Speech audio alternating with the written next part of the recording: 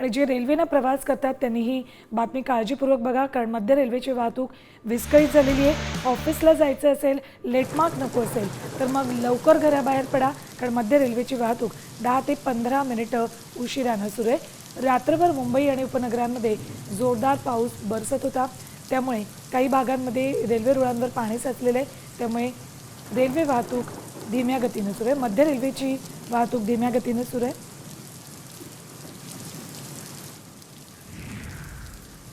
तर मुंबईमध्ये रात्रीपासूनच जोरदार पाऊस कोसळतोय। मुंबईसह उपनगरांमध्येही पावसानं जोरदार बॅटिंग रात्रभर केली आहे। मुंबई आणि ठाण्याला आज येलो अलर्ट देण्यात आलेला आहे। रात्रभरच मुंबई, ठाणे आणि उपनगरांमध्ये पाऊस बरसतोय आणि त्यातच आज येलो अलर्ट मुंबईला आणि ठाण्याला हवामान खात्यानं दिला आहे। पावसाचा परिणाम मध्य रेल्वेच्या वाहतुकीवर झालेला आहे। थेट जाऊयात आमचे प्रतिनिधी गिरीश कांबळे यांच्याकडे। गिरीश, आज येलो अलर्ट दिलेला आहे मुंबई आणि ठाण्याला, दुसरीकडे रेल्वे वाहतुकीवरही परिणाम झाला आहे। रस्ते वाहतुकीची काय सध्या परिस्थिती आणि एकंदरीत आजच्या रात्रभराच्या पावसानं काय परिणाम मुंबईवर झाला आहे? हवामान विभागाने मुंबईला आहे तो येलो अलर्ट दिलेला आहे। मात्र कालपासूनच आहे ती पावसाची जोरदार बॅटिंग मुंबईत सुरू आहे। संततधार पाऊस सुरू आहे। विश्रांती न घेता पाऊस पडत असल्यामुळे सध्या मध्य रेल्वेची वाहतूक आहे ती विस्कळीत झालेली आहे। 15 ते 20 मिनिटं उशिराने मध्य रेल्वेची लोकल्स आहेत त्या धावत असल्याची माहिती आहे। याशिवाय दुसरीकडे आता थोड्या वेळातच मुंबईकर आहेत ते त्यांच्या कार्यालयात जाण्यासाठी घरातून निघतील, त्यामुळे अजून तरी सद्यस्थितीत रस्ते वाहतूक आहे ती सुरळीत असली तरी जेव्हा मुंबईकर त्यांच्या कामासाठी बाहेर पडतील त्यावेळी नक्कीच त्याचा परिणाम आहे तो रस्ते वाहतुकीवर देखील दिसणार आहे। मग पूर्व द्रुतगती महामार्ग असेल किंवा पश्चिम द्रुतगती महामार्ग असेल, या दोन्ही महामार्गांवर जेव्हा पाऊस पडत असतो त्यावेळी वाहतूक आहे ती विस्कळीत होत असते। मात्र सद्यस्थितीत सुरळीत असले तरी ज्या पद्धतीने हवामान विभागाने येलो अलर्ट दिलेला आहे त्यानुसार जोरदार पावसाची बॅटिंग सुरू आहे। अद्याप तरी मुंबईतील सखल भागांमध्ये पाणी साचलेलं नाहीये, मात्र असंच जर पाऊस पडत राहिला तर नक्कीच पाणी साचण्याची शक्यता आणि त्या अनुषंगाने पालिकेची यंत्रणा देखील अलर्टवर आहे, कारण 26 मे रोजी पडलेल्या पावसात मुंबईच्या यंत्रणेची तारंबळ उडालेली होती, त्यामुळे पालिका यंत्रणा सतर्कवर आहे, राज्य सरकार देखील सतर्कवर आहे आणि येलो अलर्ट दिल्यानंतर गिरीश, एकंदरीत येलो अलर्ट देण्यात आलेला आहे, त्यामुळे पालिका प्रशासनही सज्ज आहे आणि दुसरीकडे प्रत्येक मुंबईकरही स्वतःची काळजी घेताना दिसणार आहे। धन्यवाद संपूर्ण माहितीसाठी।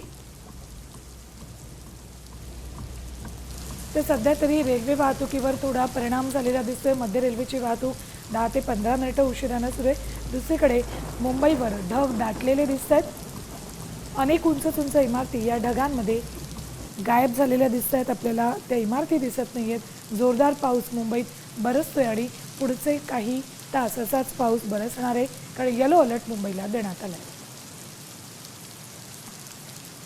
तर ठाण्यातही रात्रीपासून संततधार पाऊस सुरू आहे। आज दिवसभरही पावसाचा अंदाज वर्तवण्यात आला आहे। हवामान खात्यानं ठाण्याला येलो अलर्ट दिला आहे। काल रात्री एक झाड कोसळून कारचं नुकसानही झालं।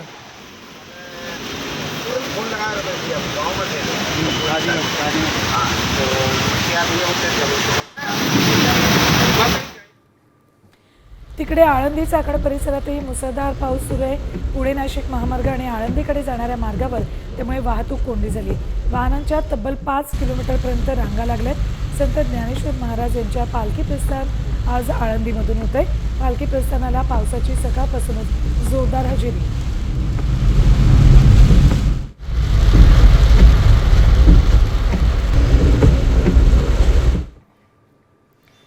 पुणेकरांसाठी खुशखबर आहे।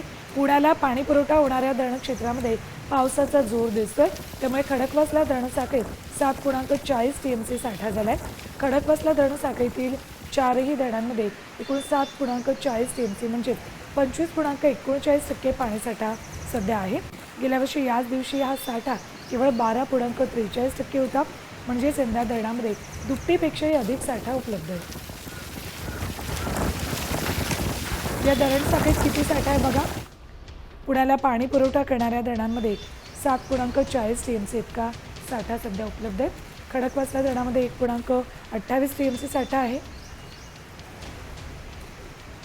पांचेत धरणात 2.16 TMC साठा। वरसगाव धरणामध्ये 3.67 TMC पाणी आहे। टेमघर धरणात 0.29 TMC साठा आहे. तर गेल्या वर्षी पावसामुळे झालेल्या नुकसानीचा पुणे महापालिकेनं धसका घेतलाय. पुण्यात पूरस्थिती निर्माण झाल्यास 70 ठिकाणी राहण्याची सोय करण्यात आली. गेल्या वर्षी नदीला पूर आल्यानंतर नागरिकांच्या निवासाची गैरसोय झाली होती. त्यामुळे प्रशासनानं यंदा तयारी करून ठेवली.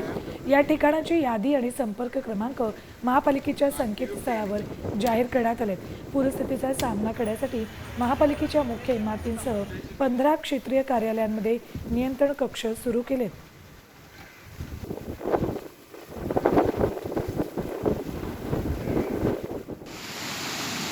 तर मान्सूननं राज्य व्यापल्यानंतर कोकण, घाटमाथा, मध्य महाराष्ट्र आणि पूर्व विदर्भात सरी कोसळतात.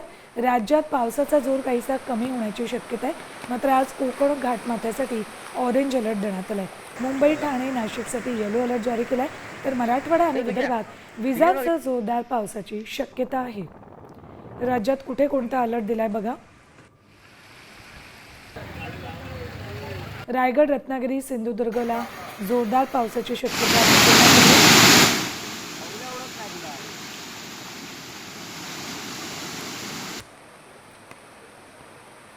पालघर, ठाणे, मुंबई, कोल्हापूरसाठी येलो अलर्ट जारी केलाय. मराठवाडा आणि विदर्भात विजांसह वादळी पावसाची शक्यता वर्तवण्यात आली. तर मराठवाडा आणि विदर्भासाठी येलो अलर्ट जारी केलाय. तर पंढरपूरच्या गार्डीमधील कासाळ ओढ्यावरचा पूल पाण्याखाली गेलाय. इथे ग्रामस्थांनी तात्पुरता रस्ता तयार केलाय, पण पावसाच्या पाण्यात तो पूलही वाहून गेलाय. त्यामुळे वाहतूक बंद झाली. विद्यार्थी आणि ग्रामस्थांची गैरसोय होती. या ठिकाणी कायमस्वरूपी पुलाची मागणी ग्रामस्थांनी केली.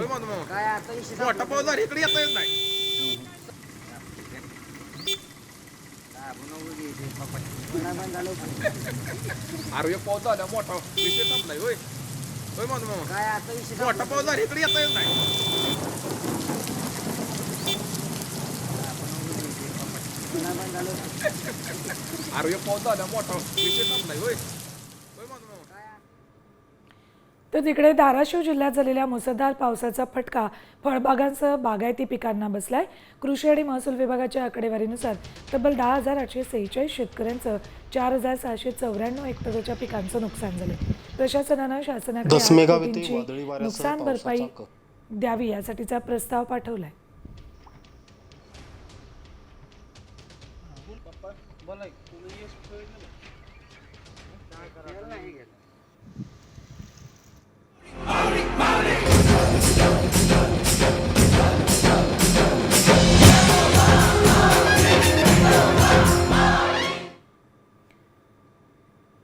बातमी आळंदीतून. ज्ञानेश्वर महाराजांच्या पालखीचं आज पंढरपूरच्या दिशेनं प्रस्थान होत आहे. यानिमित्त आळंदीत वारकऱ्यांची मोठी गर्दी जमली आहे. इंद्रायणीचा काठ वारकऱ्यांनी फुललाय. ज्ञानोबा तुकोबांच्या गजरात वारकरी तल्लीन झालेत. वारकरी आळंदी ते पंढरपूर असा साधारण 250 किलोमीटरचा पल्ला पायी पूर्ण करणार आहे.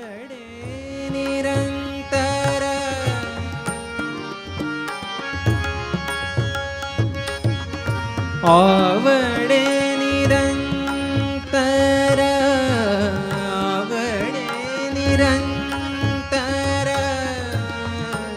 हेची रूप सुंदर देखा.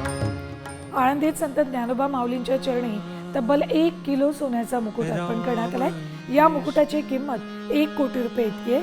पुण्यातील नामांकित सराफ व्यावसायिकानं जवळपास 4 महिन्यांच्या अथक परिश्रमातून हा मुकुट तयार केलाय. यामध्ये पारंपरिक नक्षीकाम, धार्मिक प्रतीकांची कोरीव रचना आणि आधुनिक 3D तंत्रज्ञानाचा वापर केलाय. कमळ, चक्र, सूर्यकिरण अशी मंगल प्रतीकं मुकुटावर कोरली. जय जय राम, राम कृष्ण हरे, जय जय राम, राम कृष्ण. तर नाशिक जिल्ह्यातल्या निफाडमध्ये संत बाळूमामांच्या पालखीचं जोरदार स्वागत झालं. वाजत गाजत शहरातल्या मुख्य रस्त्यांवरून पालखीची मिरवणूक काढण्यात आली. धनगर समाजाकडून पालखी सोहळ्याचं आयोजन करण्यात आलं. पालखीबरोबर बाळूमामांच्या मेंढ्यांचं सुद्धा आगमन झालं.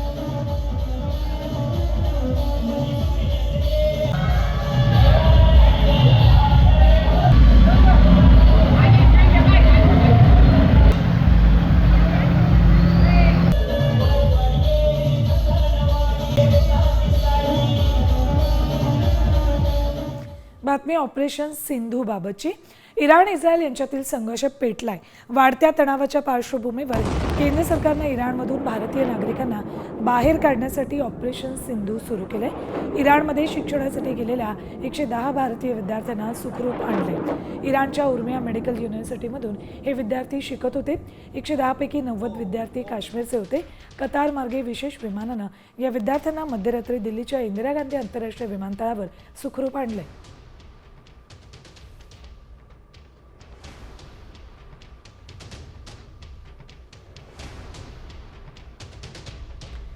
तर पंतप्रधान नरेंद्र मोदींसोबत झालेल्या चर्चेनंतर 12 तासाच्या डोनाल्ड ट्रम्प यांचं नवं विधान समोर आले. भारत आणि पाकिस्तान युद्ध आपण थांबवल्याचा ट्रम्प यांनी पुन्हा दावा केलाय. काल मोदी यांनी ट्रम्प यांच्या संभाषणाची माहिती परराष्ट्र सचिव विक्रम मिस्त्री यांनी दिली होती. त्यावेळी त्यांनी युद्ध पाकिस्तानच्या विनंतीवरून थांबल्याचं पंतप्रधान मोदींनी ट्रम्पना सांगितल्याचं म्हटलं होतं.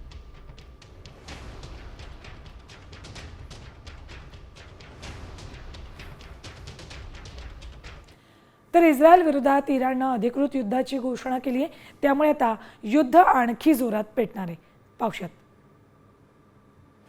इराणचे सर्वोच्च नेते आयातुल्ला खोमेनी यांनी अधिकृतपणे युद्धाची घोषणा केली. त्यांनी इस्लामिक रिव्होल्युशनरी गार्ड कॉप्सला महत्त्वाचे अधिकार सोपवले. खोमेनी यांनी त्यांच्या कुटुंबातील सदस्यांसह ईशान्य तेहरानमधील एका भूमिगत बंकरमध्ये आपलं वस्तान हलवलंय आणि त्यानंतर ही घोषणा करण्यात आली. आता दहशतवादी झिओनिस्ट राजवटीला कडक प्रत्युत्तर दिलं पाहिजे. आम्ही त्यांच्या बाबतीत आता कुठलीही दया दाखवणार नाही असं खोमेनी यांनी म्हटलंय. तर दुसरीकडे इराणला 2 आठवड्यात बेचिराग करू असा थेट इशाराच इस्रायलनं दिलाय. त्यासाठी इस्रायलच्या सैन्यानं टाइमलाईन सादर केली आहे. इस्रायली वायुसेनेनं पश्चिम इराणमध्ये इराणी बॅलिस्टिक क्षेपणास्त्र लॉन्चरद्वारे हवाई हल्ले केले. लढाऊ विमानांनी डझनभर लॉन्चर आणि इतर सुविधांना लक्ष्य केल्याचं इस्रायलच्या सैन्यानं सांगितलं.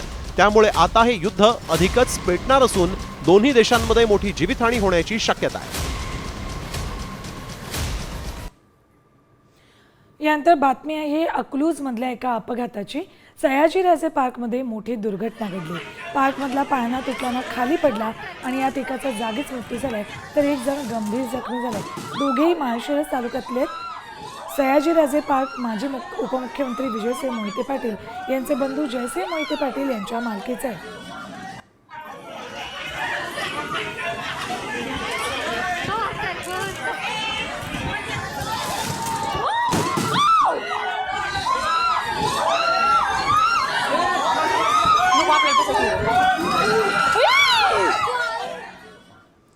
तर या दुर्घटनेतल्या एकाची प्रकृती सध्या गंभीर असल्याचं कळते.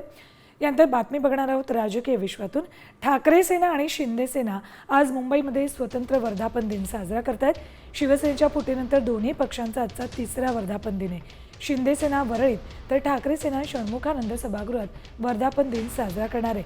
महापालिका निवडणुकीच्या पार्श्वभूमीवर उद्धव ठाकरे विरुद्ध एकनाथ शिंदे आरोप प्रत्यारोपांची जुगलबंदी होणार आहे. वर्धापन दिनाच्या पार्श्वभूमीवर दोन्ही पक्ष आज पालिका निवडणुकीचं रणशिंग फुंकणार आहेत.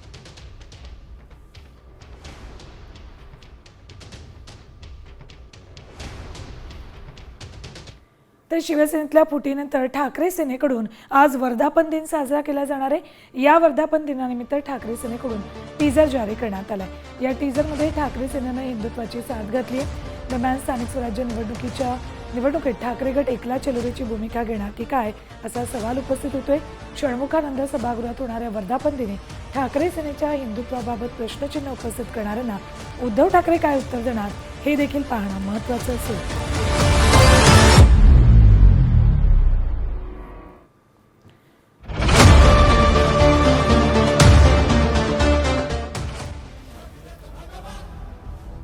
तर दुसरीकडे शिंदे सेनेकडून वरळीमध्ये वर्धापन दिन साजरा केला जाणार आहे. शिंदे सेनेने टीजर जारी केलाय. शिवसेना म्हणजे ज्वलंत हिंदुत्वाचा आरसा, बाळासाहेबांच्या समृद्ध विचारांचा वारसा असा उल्लेख या टीजरमध्ये केलाय.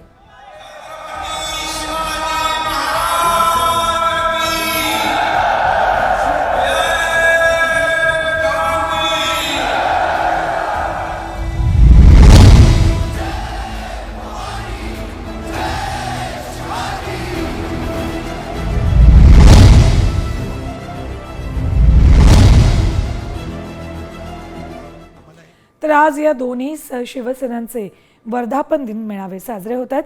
यानंतर बातमी आहे हिंदी भाषा सक्तीविरोधातल्या मनसेच्या आंदोलनाबाबतची. पुण्यामध्ये मनसे विद्यार्थी सेनेनं आंदोलन केलं. खबरदार हिंदी भाषेची पुस्तकं छापली आणि वितरित केली तर याद राखा असा इशारा दिलाय. पुण्यात बालभारती इमारतीसमोर मनसेनं आंदोलन केलं. हिंदी पुस्तक वितरण बंद. हिंदी पुस्तक वितरण बंद. सकाळी राज ठाकरे हिंदी पुस्तक वितरण बंद. महाराज योगेश साई देणार कार्यकर्ते आहेत. अमित साहेब आगे बढ़ो. हिंदी पुस्तक छपाई रद्द. हिंदी पुस्तक छपाई रद्द. हिंदी पुस्तक छपाई रद्द. आम्ही त्यांना निवेदन दिलेलं आहे की या ठिकाणी त्यांनी ही जी हिंदी भाषेची जी पुस्तकं आहेत पहिलीपासून ते 5वी पर्यंत त्याची छपाई जी होत आहे ती त्वरित बंद करावी. आज या छापखान्यावरती आम्ही या छापखान्यावरती छापा टाकलाय. त्यांनी ती छपाई बंद करावी आणि याच्या एक महाराष्ट्र नवनिर्माण विद्यार्थी सेना पुण्यात होऊन देणार नाही. हिंदी भाषेच्या या ज्या सक्तीला आहे त्या सक्तीला महाराष्ट्र नवनिर्माण विद्यार्थी सेनेचा विरोध आहे. सन्माननीय राज साहेबांनी आज जे पत्रकार परिषदेमध्ये मार्गदर्शन केलं या ठिकाणी त्यांनी आवाहन केलंय की या सर्वांनी या लढ्यात सहभागी व्हावं. तर इकडे नालासोपाऱ्यामध्ये मनसे महिला कार्यकर्त्यांनी एका शाळेच्या संचालकीला मारहाण केली. या शाळेतल्या 10वी उत्तीर्ण होऊन 11वीत गेलेल्या विद्यार्थ्यांना अद्याप दाखला दिला जात नाही असा आरोप काही पालकांनी केलाय. याचा जाब विचारण्यासाठी शाळेत गेलेल्या मनसे महिला कार्यकर्त्या आणि शाळा संचालकांमध्ये वाद झाला आणि यातून त्यांना मारहाण करण्यात आली.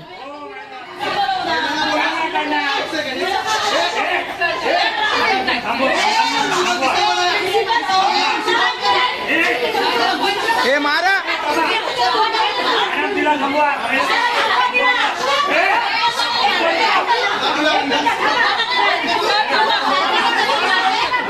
नाही व्हिडिओ मी काढू शकतो, माझा अधिकार आहे, तुम्ही बोलू नका मला. आमचे 11वीचे एक स्टुडंट्स त्यांना LC हवी होती म्हणून त्यांच्या पालकाबरोबर मनसेचे अधिकारी काल येऊन गेले आणि ते आमच्या मॅडमना भेटले आणि मॅडमनी त्याबद्दल त्यांना सांगितलं की उद्या तुम्ही अर्ज घेऊन या. अर्ज घेऊन आल्यानंतर आम्ही तुम्हाला LC देऊ. आणि त्यानंतर आज सगळे एकत्र येऊन हे सगळी फोडतोड केलेली आहे. मला स्वतःलासुद्धा त्यांनी धक्काबुक्की करून खूप काही म्हणजे अपमानास्पद केलेलं आहे. यानंतर बातम्या बघूयात झटपट 100. बीडमध्ये शेतातील तण काढण्यावरून 2 गटात राडा झाला. इथल्या कानडी घाट इथे हा प्रकार घडलाय. आमच्या शेतातील तण का काढतेस असा जाब विचारत एका महिलेला लाथाबुक्क्यांनी मारहाण केल्याचा आरोप होतोय. या प्रकरणी पीडित महिलेच्या फिर्यादीवरून 4 जणांविरोधात गुन्हा दाखल केलाय.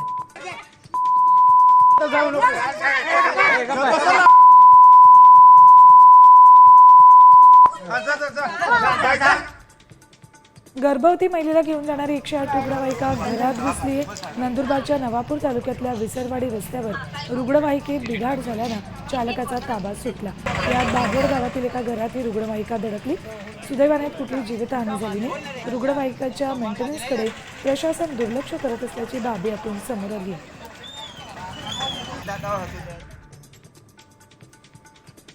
त्याच्यासोबत का बोलते असं म्हणत एका मुलीला बेदम मारहाण करण्यात आली. अकोल्यातला धक्कादायक प्रकार. मोबाईलवर फोटो दाखवत अल्पवयीन मुलीला अल्पवयीन मुलानं काठीनं मारले. या प्रकरणी गुन्हा दाखल झाला असून मुलाचा शोध घेतला जातोय.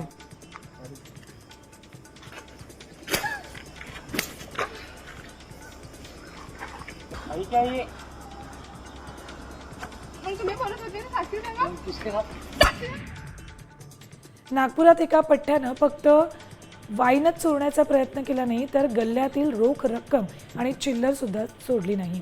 हुडकेश्वर पोलीस स्टेशनच्या हद्दीत चोरट्यानं वाईन शॉपचं शटर वाकवण्यात प्रवेश केला. काउंटरमधील 4,87,000 रुपये चोरून नेण्याचा प्रयत्न केला. पोलिसांनी सापळा रचून आरोपीला अटक केली.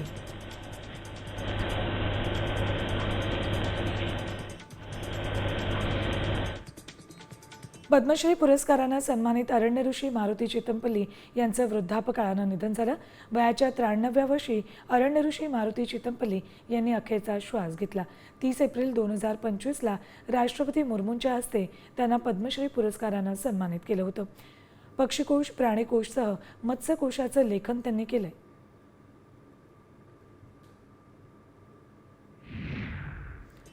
अंधेरीत पश्चिम परिसरामध्ये गुरुवारी 11 तासांसाठी पाणी पुरवठा बंद ठेवणारे अंधेरी पश्चिम आणि वर्सोवा इथे वॉल बदलणं आणि दुरुस्तीच्या कामासाठी पाणी पुरवठा बंद ठेवण्याचा निर्णय घेतलाय.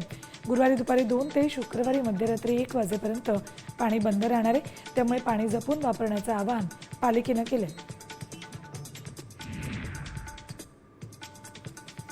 फाल्कन 2000 जेट्सची नागपुरात निर्मिती होणार आहे. डसॉल्ट एव्हिएशननं रिलायन्ससोबत करार केलाय. फ्रान्सच्या बाहेर पहिल्यांदाच ही निर्मिती होती. यामुळे पहिलं मेड इन इंडिया फाल्कन 2028 पर्यंत नागपुरात तयार होईल. या उत्पादनातून भारताच्या हवाई उत्पादन क्षेत्राला मोठी चालना मिळणार आहे. या कराराचं मुख्यमंत्री फडणवीसांनी स्वागत केलंय. राज्यात 61 नव्या कोरोना रुग्णांची नोंद झाली आहे. आता कोरोनाचे 443 सक्रिय रुग्ण राज्यात आहेत. त्यापैकी मुंबईत 19, ठाण्यात 3, नवी मुंबईत 2 तर पुण्यात 1 रुग्णाची नोंद करण्यात आली आहे. कोरोनामुळे आतापर्यंत 31 जणांचा मृत्यू झाला. दरम्यान कोरोना रुग्णांची संख्या पाहता नागरिकांना काळजी घेण्याचं आवाहन करण्यात आलं.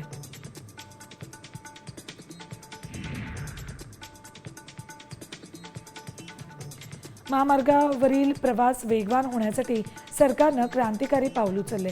3,000 रुपयांचा वार्षिक फास्टॅग पास आता उपलब्ध करून देण्यात येणार आहे. 15 ऑगस्टपासून खासगी वाहनांसाठी नवीन फास्टॅग आधारित वार्षिक पास उपलब्ध होणार आहे. या संदर्भातील माहिती केंद्रीय मंत्री नितीन गडकरींनी दिली. कर्जत तालुक्यातील आसलवाडी या गावात ज्येष्ठ नागरिकाची प्रकृती बिघडल्यानं खांद्यावर लाकडी काठीचा आधार घेत रुग्णाला दवाखान्यात नेले. पावसात छत्री सांभाळायची की रुग्णाला धीर द्यायचा अशी यावेळी परिस्थिती होती.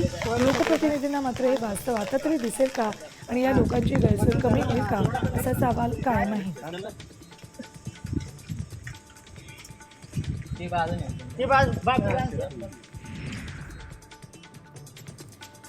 कोल्हापुरात तोंडात बोळा कुंभून विजेचा शॉक देत विद्यार्थ्याची हत्या केली. शाळेतून सुट्टी मिळवण्यासाठी अल्पवयीन मुलानं हे कृत्य केले. हातकणंगले तालुक्यातल्या आळते इथल्या मदरशामध्ये ही धक्कादायक घटना घडली. या प्रकरणी बिहारमधून कोल्हापुरात शिक्षणासाठी आलेल्या विद्यार्थ्याला पोलिसांनी अटक केली. मनसेसोबत युती करायची की नाही अशी विचारणा उद्धव ठाकरेंनी माजी नगरसेवकांना केली. युती केली तर फायदाच होईल अशी कबुली नगरसेवकांनी दिली. मुंबईत युतीबाबत अनुकूल वातावरण असल्याची माजी नगरसेवकांनी कबुली दिली.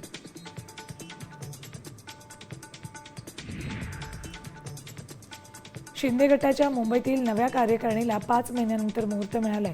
येत्या 21 जूनपर्यंत शिंदे गटाची नवी कार्यकारिणी जाहीर होणार आहे. 19 जानेवारीला 2025 रोजी मुंबईतील कार्यकारिणी बरखास्त करण्यात आली होती. पालिका निवडणुकीच्या पार्श्वभूमीवर शिवसेनेकडून नवे विभाग अध्यक्ष आणि शाखा प्रमुख जाहीर केले जातील.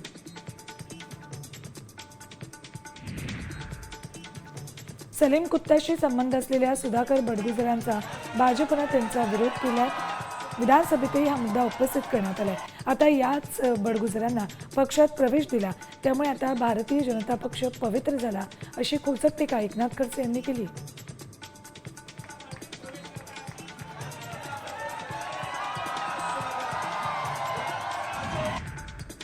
स्थानिक स्वराज्य संस्था निवडणुकीच्या पार्श्वभूमीवर शिंदे गटानं सर्व मंत्र्यांवर विशेष जबाबदारी सोपवली.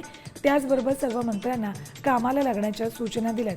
स्थानिक स्वराज्य संस्था आणि पालिका निवडणुका डोळ्यासमोर ठेवून प्रत्येक मंत्र्याला विभागवानुसार 5 जिल्ह्यांची जबाबदारी सोपवण्यात आली.